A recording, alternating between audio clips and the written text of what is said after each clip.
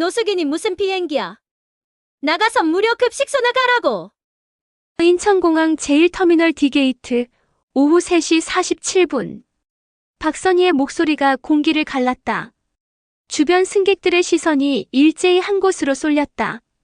그 시선 끝에는 회색 정장 차림의 여성이 서 있었다. 이서진 60세. 낡은 가죽 가방을 든 그녀의 손에는 대한민국 여권이 들려 있었다. 그녀의 눈빛은 고요했다. 30년간 항공 현장을 감독해온 사람의 눈빛이었다. 티켓은 직접 예매하신 건가요? 박선희가 비웃듯 물었다. 이런 나이에 옷차림에 프리미엄석이라니. 여기는 귀한 사람들만 타는 자리예요. 옆 승객이 피식 웃었다. 요즘은 어르신들도 별별 수법을 다 쓰네. 이서진의 목소리는 낮고 단단했다. 나이를 이유로 의심하지 마세요. 나는 내 자격으로 이 자리를 산 겁니다.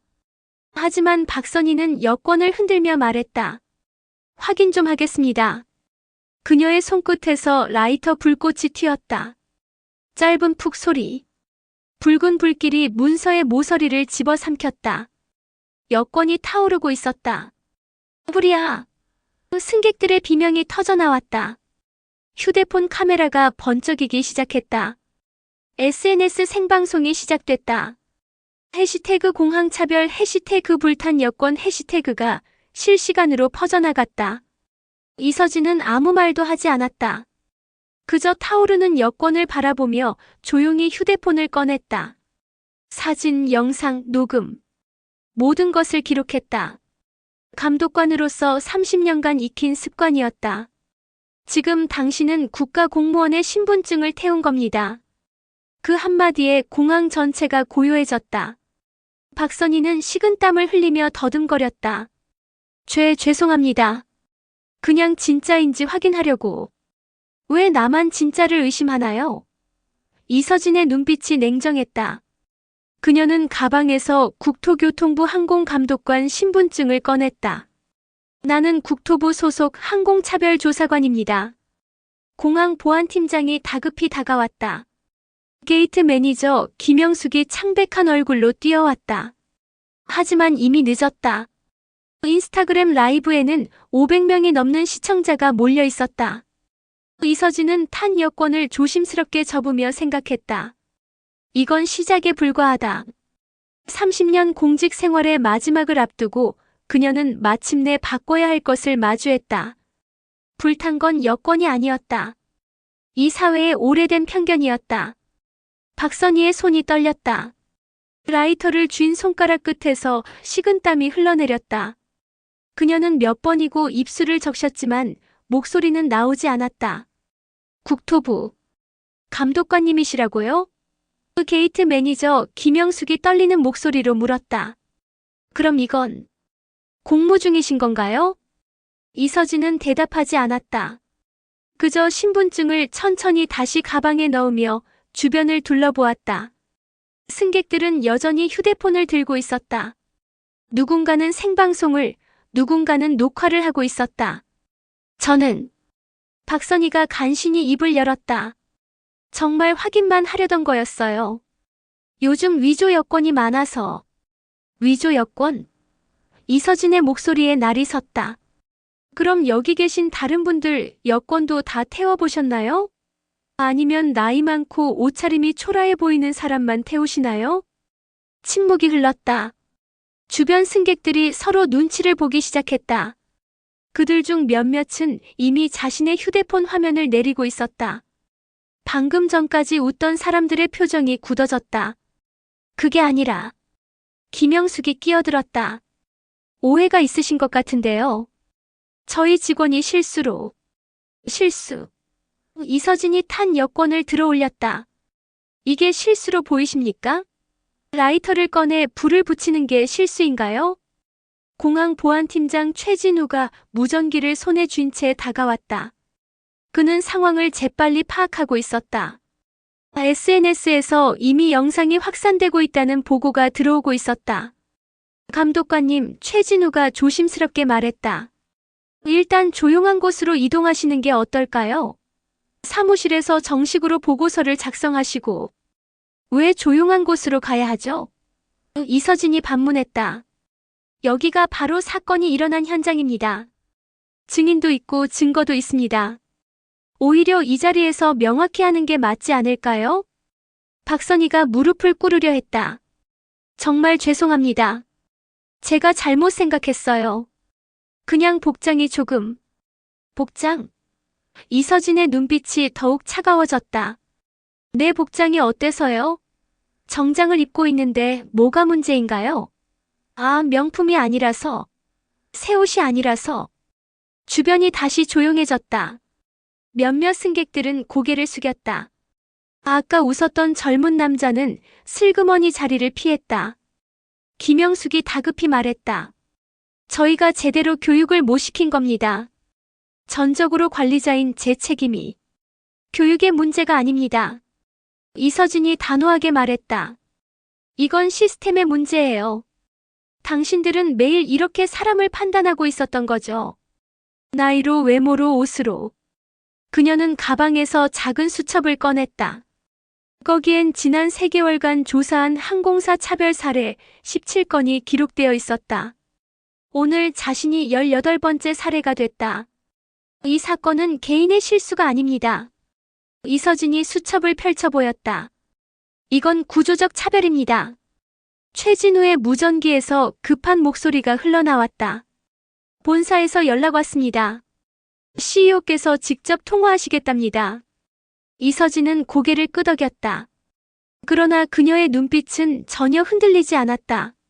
30년간 수많은 항공사 임원들을 상대해온 그녀였다.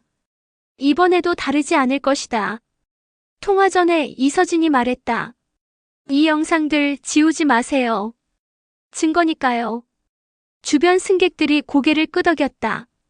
누군가 소리쳤다. 저 다 백업했어요. 시대가 달랐다. 이제는 권력이 아니라 진실이 이기는 시대였다. 조회수 5만 돌파했어요. 누군가 소리쳤다. 디게이트는 순식간에 스마트폰의 바다가 됐다. 승객들은 더 이상 구경꾼이 아니었다. 그들은 기록자이자 증인이었다. 각자의 화면에서 실시간 댓글이 폭포처럼 쏟아졌다. 미쳤네. 진짜 여권 태웠어? 할머니 표정 봐. 완전 당황 안 하시네. 국토부 감독관이면 완전 큰일 난 거 아니야? 해시태그 공항차별, 해시태그 불탄 여권, 해시태그 노인 무시. 박선희는 자신의 이름이 실시간 검색어에 오르는 걸 보고 있었다. 누군가 그녀의 명찰을 클로즈업해서 찍었다. 얼굴도 목소리도 모든 것이 기록되고 있었다. 영상 내려주세요. 그녀가 떨리는 목소리로 말했다. 제발이요. 저도 가족이 있어요. 하지만 아무도 듣지 않았다. 이미 인스타그램, 틱톡, 유튜브, 트위터로 퍼져나가고 있었다. 한 유튜버가 라이브 방송을 시작했다. 여러분, 지금 인천공항에서 믿을 수 없는 일이 벌어지고 있습니다. 항공사 직원이 60대 할머니 여권을 라이터로 태웠습니다. 시청자가 순식간에 1000명을 넘어섰다. 슈퍼챗이 쏟아졌다. 증거 영상 꼭 보관하세요. 이거 완전 형사 고발감인데요. 항공사 어디예요? 불매 시작합니다. 김영숙이 창백한 얼굴로 휴대폰을 들었다. 본사 홍보팀에서 걸려온 전화였다. 지금 당장 사태 수습하세요. SNS 난리 났어요. 어떻게 해요? 이미 다 퍼졌는데. 일단 사과하세요. 무릎 꿇어서라도. 하지만 이서진은 고개를 저었다. 사과는 나중에 해도 됩니다. 지금은 진실부터 확인하세요. 그녀는 탄 여권을 조심스럽게 비닐봉투에 담았다. 증거 보존이 먼저였다. 30년간 현장 조사관으로 일하며 몸에 밴 습관이었다. 최진우 보안팀장의 무전기가 다시 울렸다. 터미널 본부장님 오십니다. 5분 후 도착 예정. 본부장까지. 한 승객이 중얼거렸다. 이거 진짜 대형 사건 되는 거네. 실제로 공항 터미널 본부장 정재호는 급히 달려오고 있었다. 그의 휴대폰에는 이미 50통이 넘는 부재중 전화가 찍혀 있었다. 언론사, 본사, 국토부, 심지어 청와대 민정수석실에서도 연락이 왔다.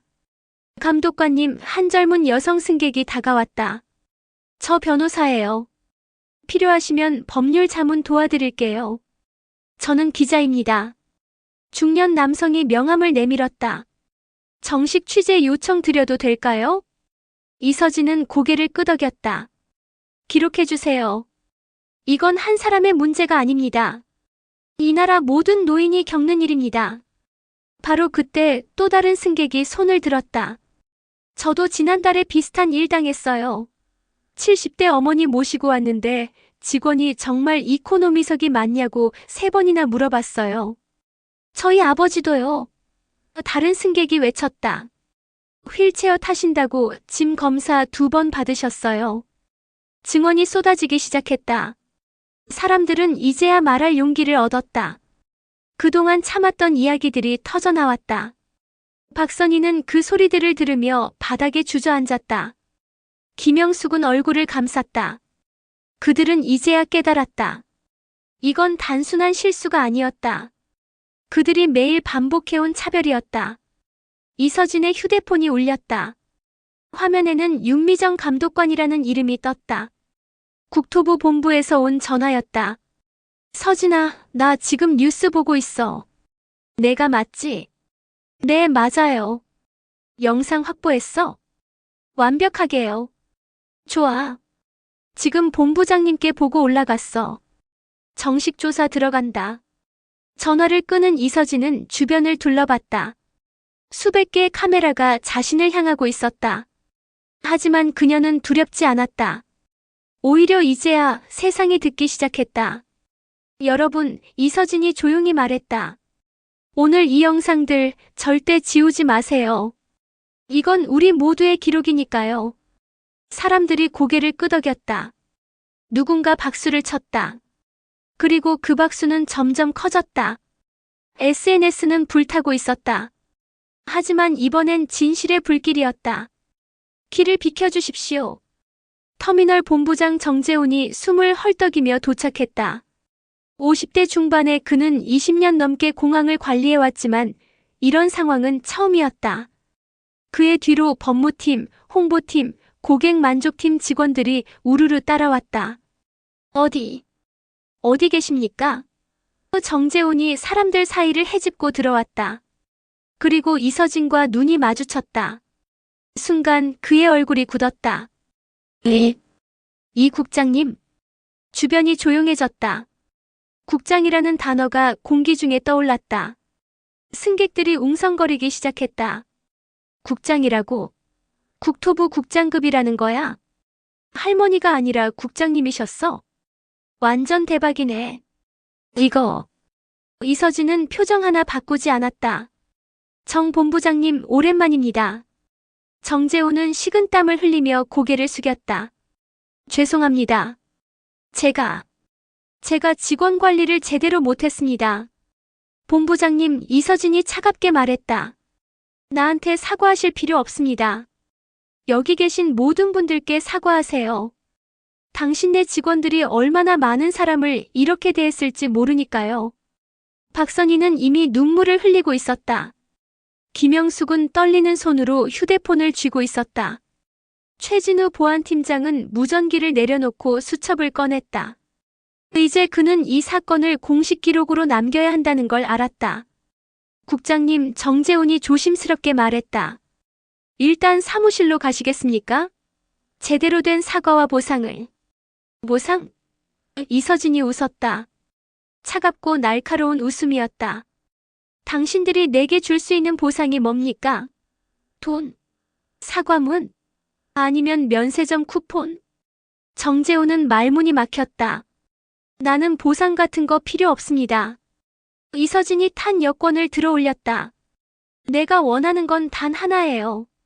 다시는 이런 일이 일어나지 않게 만드는 것. 그게 내일이니까요. 바로 그때 한 여성이 군중을 헤치고 들어왔다. 윤미정, 국토부 항공보안감독관이었다. 그녀는 이서진의 오랜 동료이자 후배였다. 서진 선배님. 윤미정이 다가왔다. 본부에서 바로 출동하라고 해서 왔어요. 괜찮으세요? 나야 괜찮지. 이서진이 고개를 끄덕였다. 오히려 좋은 타이밍이야. 현장 증거 확보 좀 도와줘. 윤미정은 즉시 업무 모드로 전환했다. 네. 지금부터 이 구역은 조사 현장으로 지정합니다. 그녀가 정재훈을 향해 말했다. 본부장님, CCTV 영상 전부 보존 조치해주세요. 그리고 관련 직원들 명단 작성하시고요. 지금요? 지금이요. 윤미정의 목소리에 힘이 실렸다. 이건 단순 민원이 아닙니다. 공무 중인 국가 공무원에 대한 폭행 및 재물 손괴 사건입니다. 주변 승객들이 탄성을 냈다. 법무팀 직원들이 서로 눈빛을 교환했다. 상황이 그들이 생각했던 것보다 훨씬 심각했다. 그리고 윤미정이 덧붙였다. 여기 계신 승객분들, 증인 진술 협조해 주실 수 있으신가요? 네. 여러 사람이 대답했다. 저 다 녹화했어요. 사진도 있어요. 저는 처음부터 끝까지 라이브 방송했습니다. 윤미정은 만족스러운 표정으로 고개를 끄덕였다. 감사합니다. 연락처 남겨주시면 공식 조사 때 연락드리겠습니다. 최진우가 앞으로 나섰다. 제가 보안팀장으로서 증거 보관하겠습니다. CCTV는 이미 백업 완료했고 현장 사진도 찍었습니다. 잘하셨어요. 윤미정이 말했다.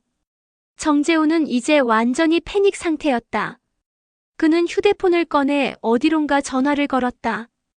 회장님, 지금 큰일 났습니다. 국토부에서 공식 조사 들어갑니다. 이서진은 그 모습을 조용히 지켜봤다.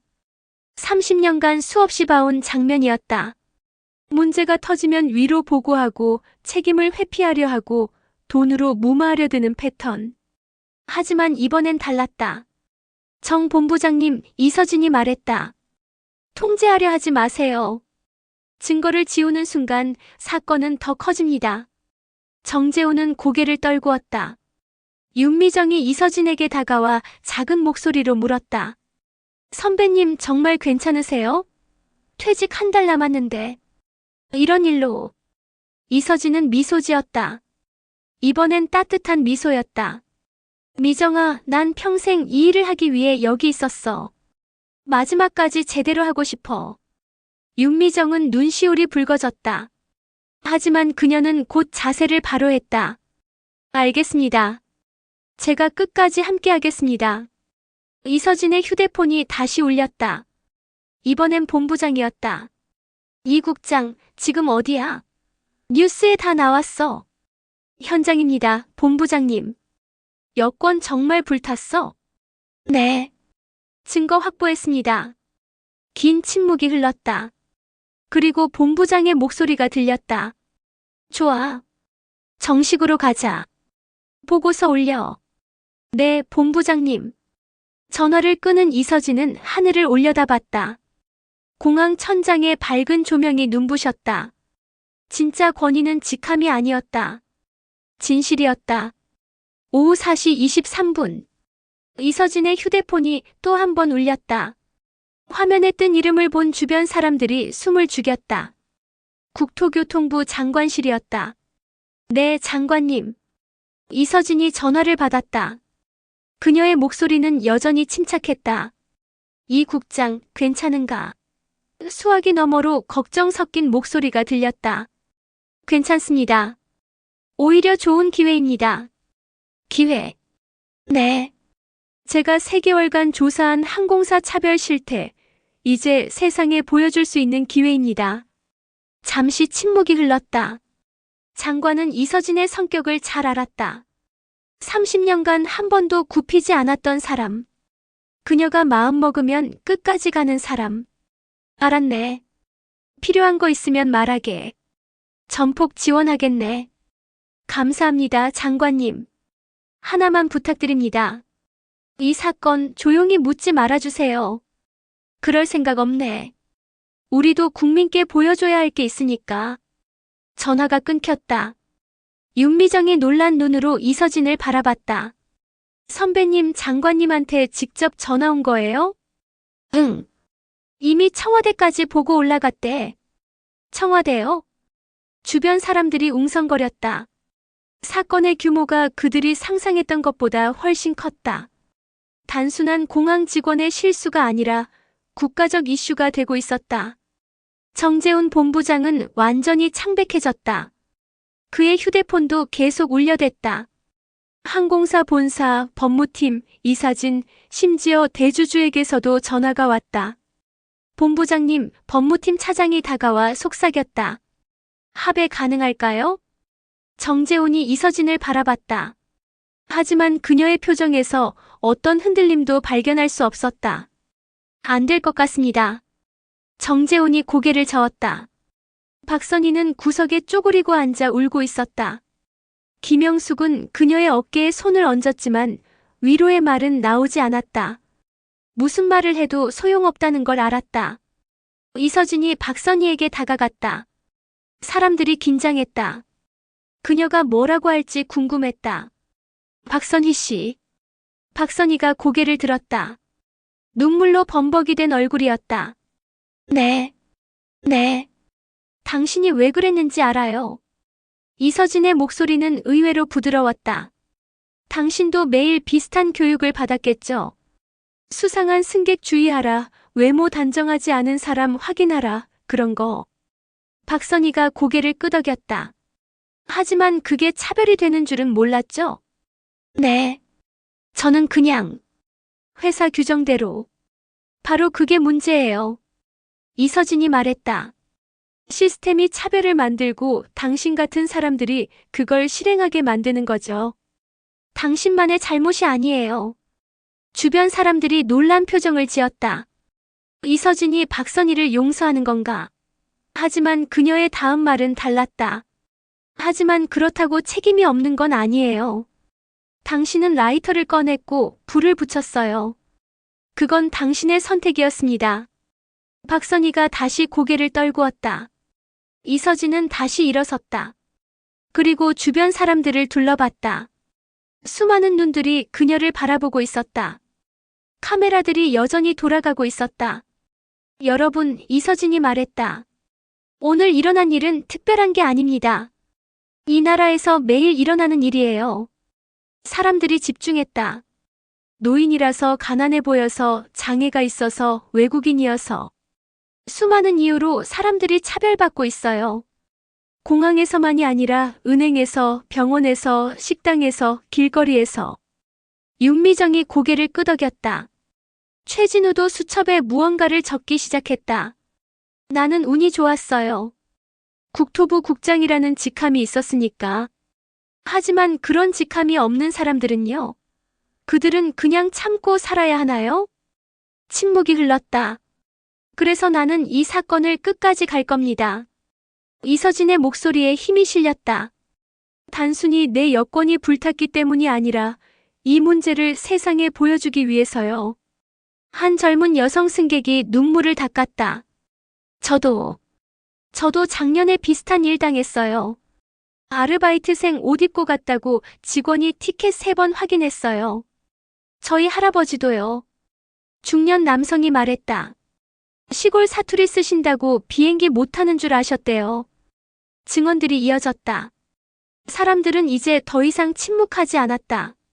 이서진의 휴대폰이 다시 울렸다. 이번엔 기자였다. 국장님, 인터뷰 가능하십니까? 지금은 곤란합니다. 정식 조사가 끝나면 브리핑하겠습니다. 한 말씀만이라도. 이서진은 잠시 생각했다. 그리고 입을 열었다. 여권은 다시 만들 수 있습니다. 하지만 사람의 자존심은 한 번 불타면 다시 만들 수 없어요. 오늘 우리가 바꿔야 하는 건 시스템입니다. 그 한마디가 다음날 모든 신문의 일면을 장식했다. 오후 5시. 서울 강남구 항공사 본사 21층 회의실. CEO 이도현은 긴급 경영진 회의를 소집했다. 회의실 스크린에는 실시간으로 업데이트되는 SNS 현황이 떠 있었다. 해시태그 불탄 여권 해시태그 게시물이 이미 10만 건을 돌파했다.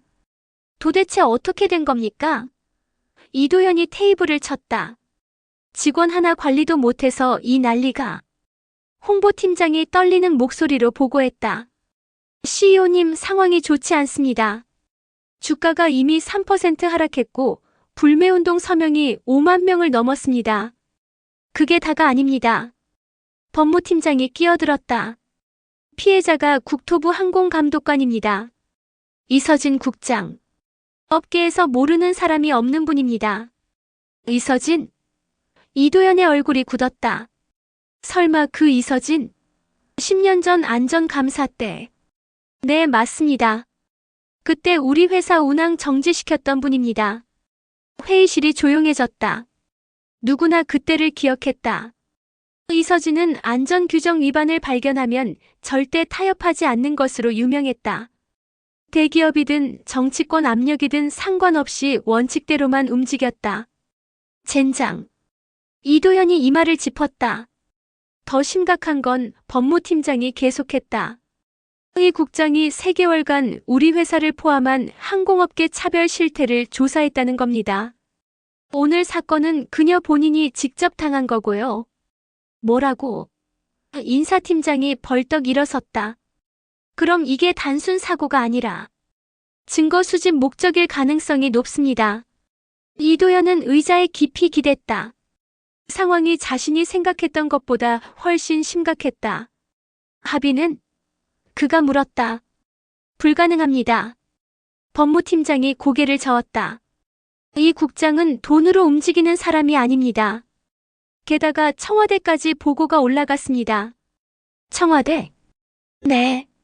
대통령께서 직접 지시하셨답니다. 철저히 조사하고 제도 개선까지 가라고. 이도현은 한숨을 쉬었다. 그는 20년 넘게 항공업계에서 일했다. 수많은 위기를 넘겼지만 이번은 달랐다. 상대가 너무 강했다. 바로 그때 회의실 스피커에서 비서의 목소리가 들렸다. CEO님, 국토부에서 전화 왔습니다. 이서진 국장님이십니다. 회의실이 얼어붙었다.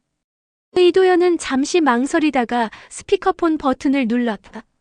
여보세요. 이도현입니다. CEO님, 이서진입니다. 차갑고 침착한 목소리가 흘러나왔다. 잠시 통화 가능하십니까?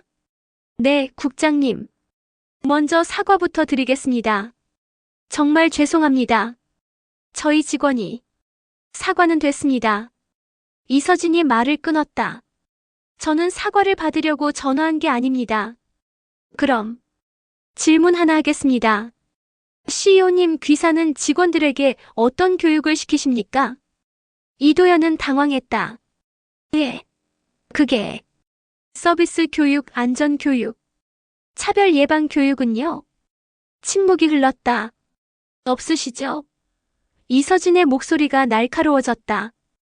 외모로 사람을 판단하지 말라는 교육, 나이로 차별하지 말라는 교육 한 번이라도 제대로 시킨 적 있으십니까? 이도현은 대답할 수 없었다.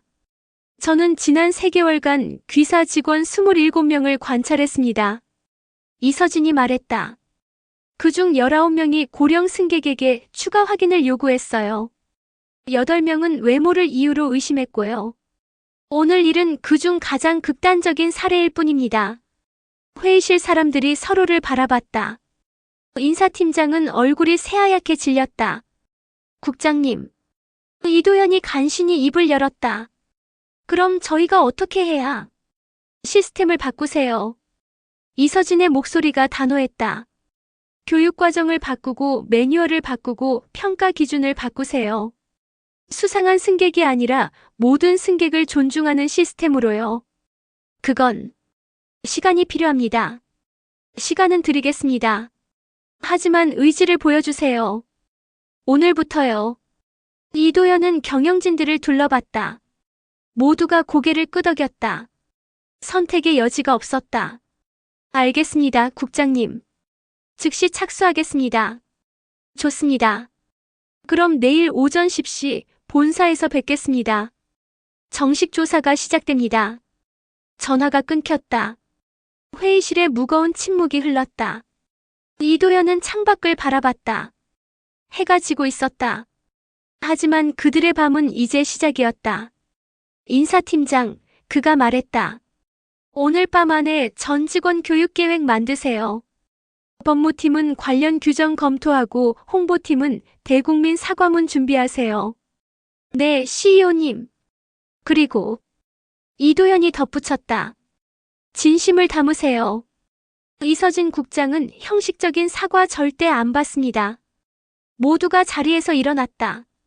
그들은 이제 알았다. 이건 단순히 한 사건을 수습하는 게 아니라 회사 전체를 바꿔야 하는 일이라는 걸. 홍보팀장이 마지막으로 물었다. CEO님, 기자회견은 언제 하시겠습니까? 내일 오후. 이도현이 대답했다. 이 국장 조사받고 나서 무슨 말씀 하실 건가요? 이도현은 잠시 생각했다. 그리고 조용히 말했다. 진실이요. 우리가 잘못했다고. 그리고 바꾸겠다고. 회의실 불이 꺼지지 않았다. 그날 밤 항공사 본사 21층은 새벽까지 불이 켜져 있었다. 변화는 이미 시작되고 있었다.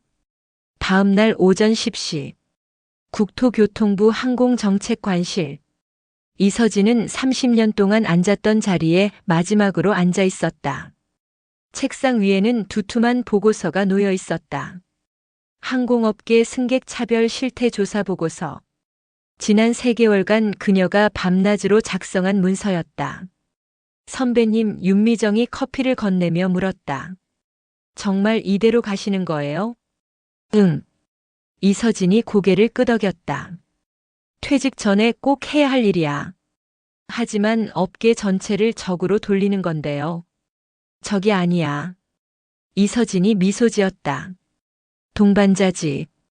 그들도 변화를 원하고 있어. 단지 누군가 먼저 말해줘야 할 뿐이야. 오전 10시 30분 항공사 CEO 이도현이 도착했다. 그의 얼굴에는 밤새 잠을 못 잔 흔적이 역력했다. 뒤따라 법무팀장, 인사팀장, 고객만족팀장이 들어왔다. 국장님, 이도현이 정중하게 인사했다. 늦지 않았죠? 제 시간입니다. 앉으세요. 이서진은 보고서를 펼쳤다. 그리고 침착하게 말하기 시작했다. 이 보고서에는 지난 1년간 발생한 항공사 차별 사례 143건이 기록돼 있습니다. 나이, 외모, 장애, 국적, 언어를 이유로 한 차별들이죠. 이도현의 얼굴이 굳었다. 그중 귀사 사례가 47건입니다. 전체의 33%예요. 그게 인사팀장이 말하려 했지만 이도현이 손짓으로 막았다. 계속 들어보죠. 고령 승객에 대한 추가 신분 확인, 장애인 탑승 거부, 외국인 노동자 좌석 이동 요구. 이서진이 항목을 짚어가며 설명했다. 이 모든 게 귀사 내부 매뉴얼에는 보안 강화라는 이름으로 정당화돼 있더군요. 법무팀장이 손을 들었다. 국장님, 그건 테러 예방을 위한. 테러? 이서진이 날카롭게 반문했다. 70대 할머니가 테러범입니까? 휠체어 탄 장애인이 위협입니까? 침묵이 흘렀다. 보안은 중요합니다. 하지만 차별을 정당화하는 도구가 되어선 안 됩니다. 이서진의 목소리가 무게를 더했다. 귀사는 보안이라는 이름으로 편견을 제도화했어요. 이도현은 고개를 숙였다. 인정합니다. 주변 사람들이 놀란 표정을 지었다. CEO가 이렇게 빨리 인정할 줄은 몰랐다. 국장님, 이도현이 고개를 들었다. 저희가 어떻게 바꿔야 합니까? 이서진은 다른 문서를 꺼냈다. 여기 제안서가 있습니다. 제가 임시로 항공차별방지 프로토콜이라고 이름 붙였어요. 윤미정이 프린트물을 나눠줬다. 이도현과 임원들이 문서를 펼쳤다. 첫째, 전 직원 차별 예방 교육 의무화. 1년 사회 8시간 이상. 인사팀장이 수첩에 적기 시작했다. 둘째, 실시간 신고 시스템 구축. 승객이 차별을 느끼면 즉시 보고할 수 있는 앱과 한라인. 고객만족팀장이 고개를 끄덕였다. 셋째, 승객 외모 연령 기반 추가 확인 금지. 신분증과 티켓만으로 탑승 가능. 법무팀장이 손을 들었다. 그럼 보안 검색은요? 보안 검색은 모든 승객에게 동일하게 적용하면 됩니다. 특정 사람만 골라서 하는 게 문제예요. 아, 법무팀장이 이해했다는 듯 고개를 끄덕였다. 넷째, 차별 사례 발생 시 즉각 조사 및 징계. 단순 사과로 끝내지 않습니다. 이도현이 볼펜으로 문서에 줄을 그었다. 이건 필수로 넣겠습니다. 마지막으로 이서진이 말했다. 독립적인 감독기구 설치. 국토부와 시민단체가 참여하는 상시 모니터링 시스템입니다. 그건 법무팀장이 망설였다. 회사 기밀이. 차별은 기밀로 덮을 수 있는 게 아닙니다. 이서진이 단호하게 말했다. 투명성이 신뢰를 만듭니다. 이도현은 잠시 생각하다가 고개를 끄덕였다. 동의합니다. 모두 받아들이겠습니다. 임원들이 놀라서 CEO를 바라봤다. 하지만 이도현은 확신에 차 있었다. 국장님, 그가 말했다. 이 프로토콜 우리 회사만 시행하는 겁니까? 아니요. 이서진이 미소 지었다. 국토부에서 항공차별방지법 제정을 추진합니다. 모든 항공사에 적용될 겁니다. 좋습니다. 이도현이 일어서서 손을 내밀었다. 우리가 첫 번째가 되겠습니다. 모범 사례를 만들겠습니다. 이서진은 그의 손을 잡았다. 악수는 굳건했다. CEO님, 이서진이 진지하게 말했다. 이건 시작일 뿐입니다. 진짜 변화는 현장에서 일어나야 해요. 직원 한 명 한 명이 달라져야 합니다. 알고 있습니다. 이도현이 고개를 끄덕였다. 제가 직접 교육에 참여하겠습니다. 회의가 끝나고 항공사 팀이 나간 뒤 윤미정이 감탄했다. 선배님 대단하세요. 저렇게 쉽게 승낙할 줄 몰랐어요. 쉬운 게 아니야. 이서진이 말했다. 그분들도 밤새 고민했을 거야. 변화가 두렵지만 변하지 않으면 살아남을 수 없다는 걸 아는 거지. 그래도 법까지 만드시다니. 법은 최소한의 기준이야. 이서진이 창밖을 바라봤다. 중요한 건 사람들의 마음이지. 법만으로는 차별을 없앨 수 없어. 그럼요. 문화를 바꿔야지. 이서진이 미소 지었다. 한 사람씩 한 번에 하나씩.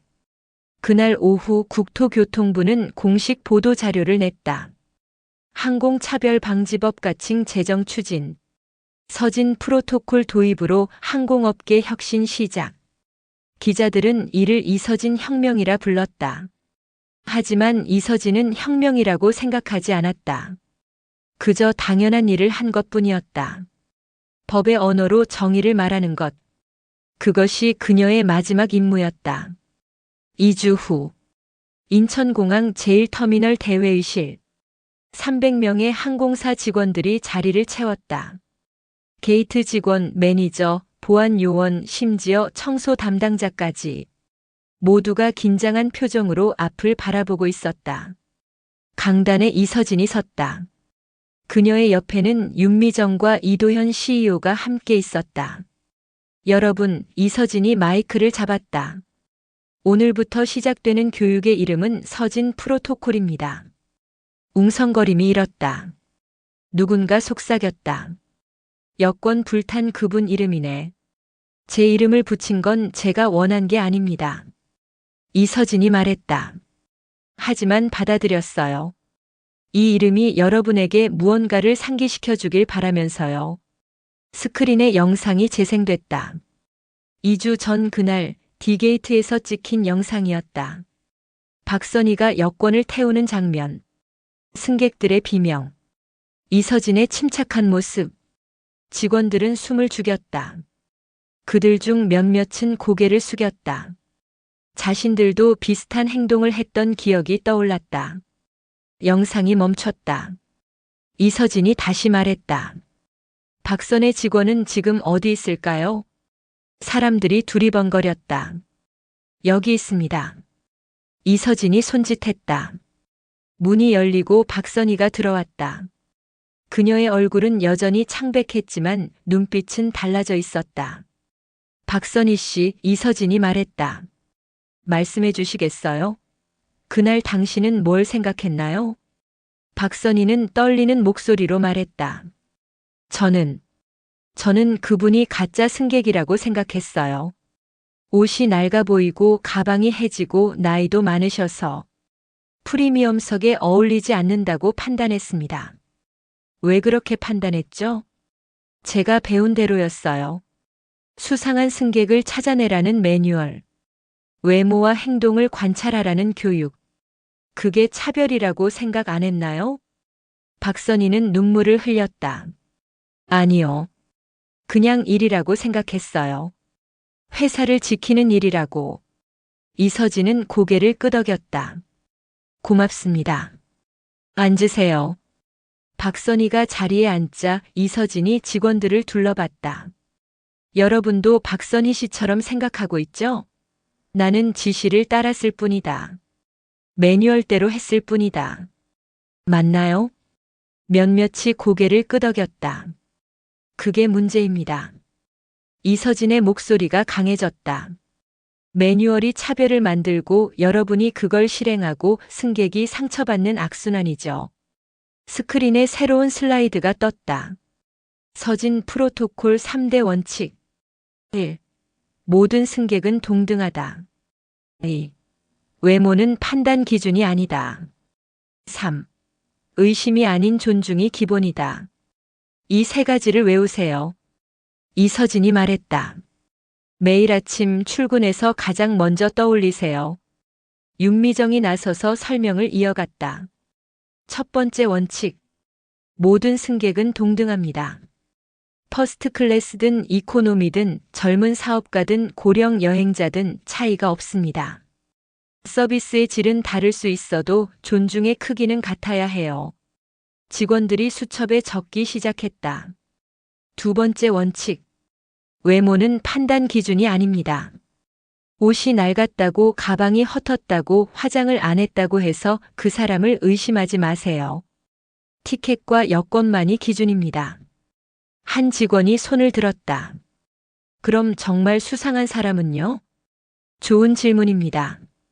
윤미정이 대답했다. 수상한 행동과 수상한 외모는 다릅니다. 행동을 보세요.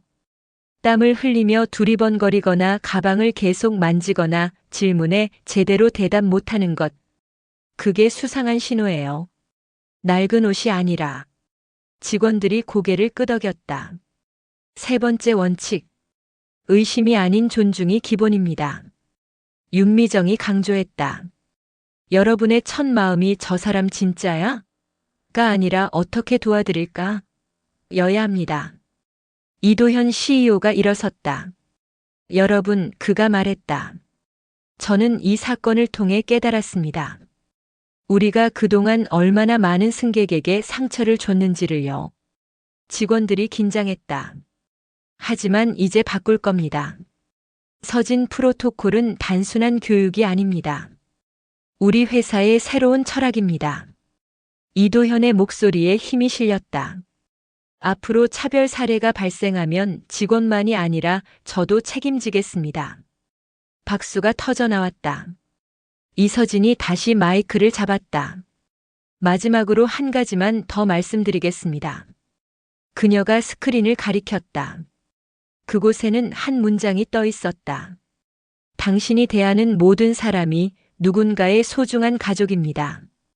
여러분 부모님이 공항에서 무시당한다고 상상해 보세요. 여러분 자녀가 외모 때문에 의심받는다고 생각해 보세요. 그럼 이해가 될 겁니다. 존중이 왜 중요한지. 회의실이 조용해졌다. 몇몇 직원은 눈물을 닦았다. 교육은 4시간 동안 계속됐다. 사례 연구, 역할극, 토론. 직원들은 진지하게 참여했다. 교육이 끝난 후 한 젊은 직원이 이서진에게 다가왔다. 국장님, 질문 하나만 해도 될까요? 물론이죠. 국장님은 그날 화나지 않으셨어요? 여권이 불타는데. 이서진은 미소 지었다. 화났죠. 많이. 하지만 더 강한 감정이 있었어요. 뭔데요? 책임감. 이서진이 대답했다. 내가 이걸 바꾸지 않으면 누가 바꾸겠어요? 내가 말하지 않으면 누가 말하겠어요? 젊은 직원은 고개를 끄덕였다. 그날 저녁 모든 항공사 게이트에 작은 명패가 붙었다. 서진 프로토콜 시행 중. 모든 승객은 존중받을 권리가 있습니다. 변화는 시작됐다. 작지만 확실하게. 한 달 후. 국토교통부 항공정책관실. 이서진은 퇴직 일주일을 앞두고 마지막 보고서를 정리하고 있었다. 책상 위에는 30년간 모은 자료들이 상자에 담겨 있었다. 그녀의 공직 생활이 끝나가고 있었다. 노크 소리가 들렸다. 들어오세요. 문이 열리고 박선희가 들어왔다. 그녀는 더 이상 항공사 유니폼을 입고 있지 않았다. 평범한 청바지와 셔츠 차림이었다. 국장님, 박선희가 조심스럽게 말했다. 시간 괜찮으신가요? 앉으세요. 이서진이 의자를 권했다. 박선희는 긴장한 표정으로 앉았다. 그녀의 손에는 작은 봉투가 들려 있었다. 징계위원회에서 결정 났어요. 박선희가 말했다. 6개월 정직이요. 알고 있어요. 회사는 다시 돌아오라고 했어요. 서진 프로토콜 교육 강사로요. 이서진은 놀란 표정을 지었다. 강사로요? 네. 박선희가 고개를 끄덕였다. 제가 직접 경험한 사람이니까 다른 직원들에게 가장 생생하게 가르칠 수 있을 거라고 하시더라고요. 그래서 받아들였나요? 박선희는 잠시 망설이다가 고개를 저었다. 아니요. 거절했어요. 왜요? 자격이 없다고 생각해서요. 박선희의 눈에 눈물이 맺혔다. 제가 뭘 가르쳐요? 저 같은 사람이. 이서진은 조용히 그녀를 바라봤다. 박선희 씨, 이서진이 부드럽게 말했다. 당신은 실수했어요. 큰 실수였죠. 하지만 그게 끝이 아니에요. 하지만 당신은 지금 무엇을 배웠나요? 이서진이 물었다. 박선희는 한참을 생각하다가 입을 열었다. 제가 얼마나 무지했는지 배웠어요. 편견이 얼마나 무서운지, 한순간의 판단이 누군가의 인생을 얼마나 망칠 수 있는지. 그럼 그걸 다른 사람들에게 알려줘야죠. 하지만 제가 한 짓을 생각하면 바로 그 때문에요. 이서진이 몸을 앞으로 기울였다. 당신은 직접 경험했어요. 차별의 가해자가 되는 게 얼마나 쉬운지, 시스템이 어떻게 사람을 망가뜨리는지. 그 누구보다 잘 알잖아요. 박선희는 눈물을 닦았다. 저는 직감이라고 생각했어요. 그녀가 떨리는 목소리로 말했다. 직장 생활 12년 하면서 쌓인 경험이라고 믿었죠. 하지만 그건 직감이 아니었어요. 편견이었어요. 깨달았다면 그건 불행만은 아니에요. 이서진이 말했다. 이제 시작이죠. 박선희는 봉투를 꺼냈다.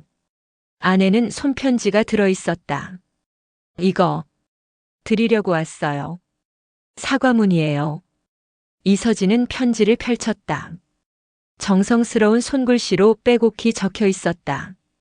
국장님, 제가 그날 당신의 여권을 태웠을 때 저는 단지 종이 한 장을 태웠다고 생각했습니다. 하지만 그건 종이가 아니었어요. 당신의 자존심이었고 존엄이었고 평생 쌓아온 신뢰였습니다. 저는 그걸 단 몇 초 만에 불태워버렸어요. 이서진은 끝까지 읽었다. 마지막 문장이 가슴을 울렸다. 저는 이제 압니다. 차별은 악의에서만 나오는 게 아니라는 걸. 무지와 습관에서도 나온다는 걸. 그래서 더 무섭다는 걸. 이서진은 편지를 접어 박선희에게 돌려줬다. 이걸 첫 강의에서 읽으세요. 네. 박선희가 놀라서 물었다. 회사에 다시 연락하세요. 강사하겠다고. 하지만 당신은 변했어요. 이서진이 단호하게 말했다. 그리고 변화한 사람만이 다른 사람을 변화시킬 수 있어요. 박선희는 한참을 울었다. 이서진은 조용히 기다려줬다. 울음이 멈춘 후 박선희가 물었다. 국장님, 저를 용서하시는 건가요? 이서진은 잠시 생각했다. 용서는 제가 할 일이 아니에요. 당신 스스로를 용서하는 게 먼저죠. 그리고 앞으로 만날 모든 승객에게 제대로 대하는 것. 그게 진짜 용서예요. 박선희는 고개를 끄덕였다. 마지막으로 하나만 물어볼게요. 이서진이 말했다. 당신은 왜 항공사에 취직했나요? 처음에 꿈꿨던 건 뭐였죠? 박선희는 눈을 감았다. 저는 사람들이 행복하게 여행 떠나는 걸 돕고 싶었어요. 설레는 마음으로 비행기 타는 순간 그 설렘을 지켜주고 싶었죠. 그럼 이제 그 꿈으로 돌아가세요. 이서진이 미소 지었다. 처음 마음으로. 박선희가 일어나 깊게 인사했다. 감사합니다, 국장님. 정말 감사합니다. 저도 고마워요. 용기 내줘서.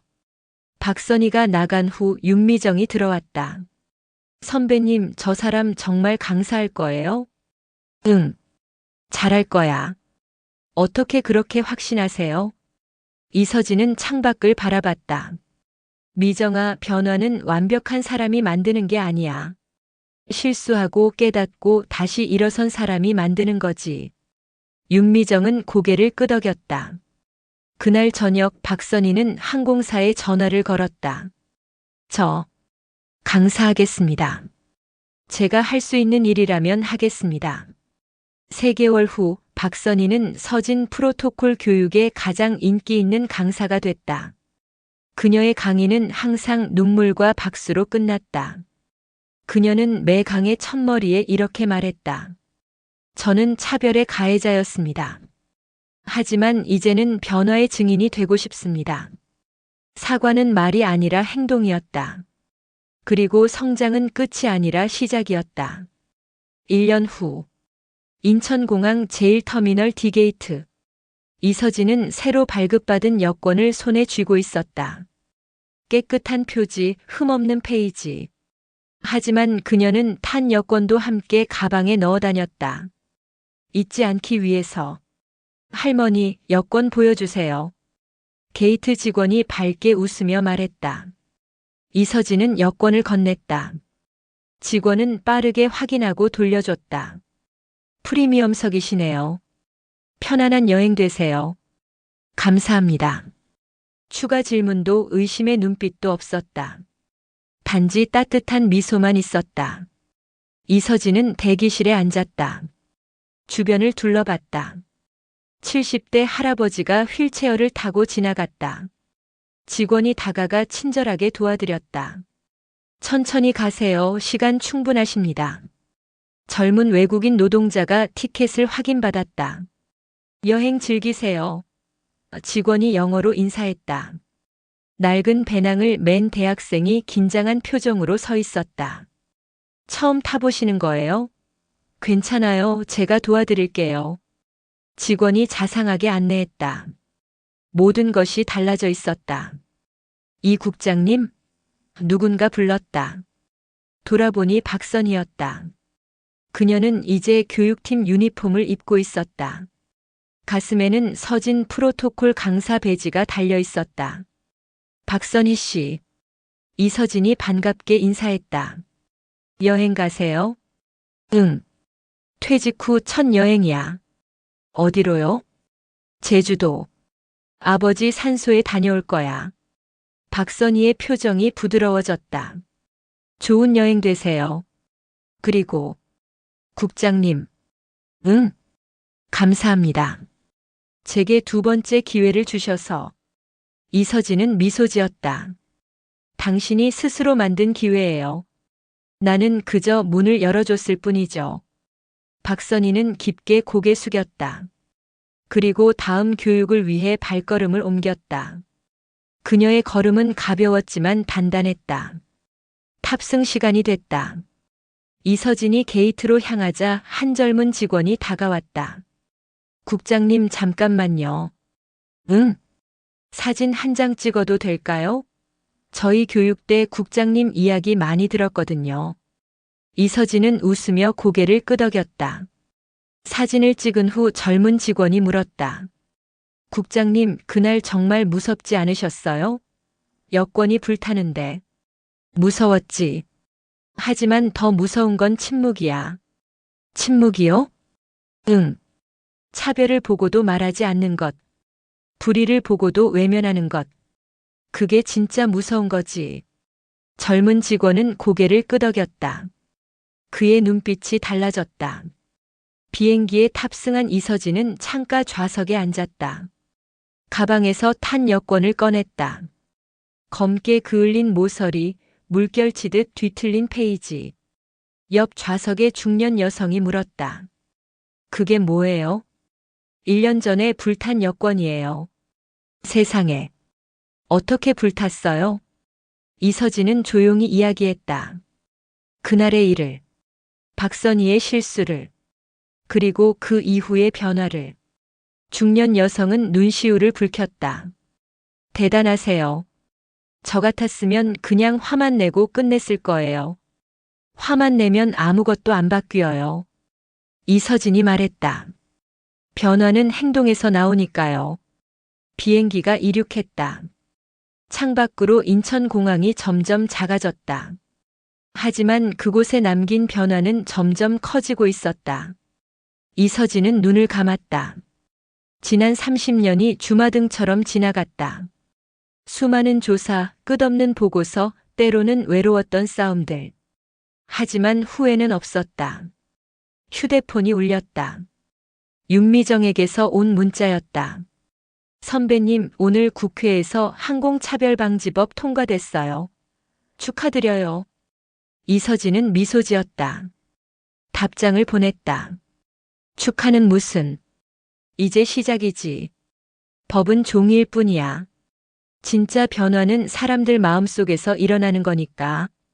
곧 답장이 왔다. 그래도 선배님이 시작하셨잖아요. 불탄 여권 하나로 나라를 바꾸셨어요. 이서진은 탄 여권을 쓰다듬었다. 불탄 건 여권이 아니었어. 그녀는 혼잣말처럼 중얼거렸다. 불탄 건 이 사회의 낡은 편견이었지. 나이로 사람을 판단하고 외모로 가치를 매기고 약자를 무시하는 그 오래된 생각들. 옆 좌석 여성이 고개를 끄덕였다. 그럼 남은 건 뭔가요? 그녀가 물었다. 이서진은 창밖을 바라봤다. 구름 사이로 햇살이 쏟아지고 있었다. 품격이죠. 서로를 존중하는 품격. 약자를 배려하는 품격. 차이를 인정하는 품격. 그게 바로 서진 프로토콜인가요? 아니에요. 이서진이 고개를 저었다. 그건 원래 우리가 가지고 있어야 했던 거예요. 나는 그냥 잊고 있던 걸 깨워준 것뿐이죠. 비행기는 구름 위를 날고 있었다. 아래로 한국 땅이 펼쳐졌다. 어딘가에서 누군가는 공항 게이트를 지나고 누군가는 교육을 받고 누군가는 변화를 실천하고 있을 것이다. 이서진은 탄 여권을 가방에 다시 넣었다. 하지만 그녀의 가슴 속에는 그보다 더 큰 것이 남아 있었다. 희망이었다. 30년간 공직자로 살며 그녀가 배운 한 가지. 세상은 느리게 변하지만 반드시 변한다는 것. 그리고 그 변화는 완벽한 사람이 아니라 포기하지 않는 사람이 만든다는 것. 저기 옆 좌석 여성이 조심스럽게 물었다. 국장님 같은 분이 있어서 다행이에요. 우리 딸도 국장님 같은 사람이 됐으면 좋겠어요. 이서진은 따뜻하게 미소 지었다. 따님에게 전해주세요. 세상을 바꾸는 건 특별한 사람이 아니라 옳은 일을 하는 평범한 사람이라고. 그리고 가장 용감한 건 침묵을 깨는 거라고. 비행기는 제주도를 향해 날아갔다. 이서진의 여정은 끝났지만 그녀가 시작한 변화는 계속되고 있었다. 인천공항 전광판에 문구가 떴다. 모든 승객은 존중받을 권리가 있습니다. 서진 프로토콜. 그리고 그 아래 작은 글씨로 이렇게 적혀 있었다. 불탄 여권 그러나 꺼지지 않은 정해. 에필로그. 이서진은 퇴직 후 항공차별감시시민단체 고문으로 활동하며 전국을 다니며 강연했다. 박선희는 5년 후 교육팀장이 됐고 수천 명의 직원을 변화시켰다. 서진 프로토콜은 해외 항공사에도 전파됐다. 그날 불탄 여권은 국립현대사 박물관에 전시됐다. 제목은 한 사람의 용기가 만든 변화였다.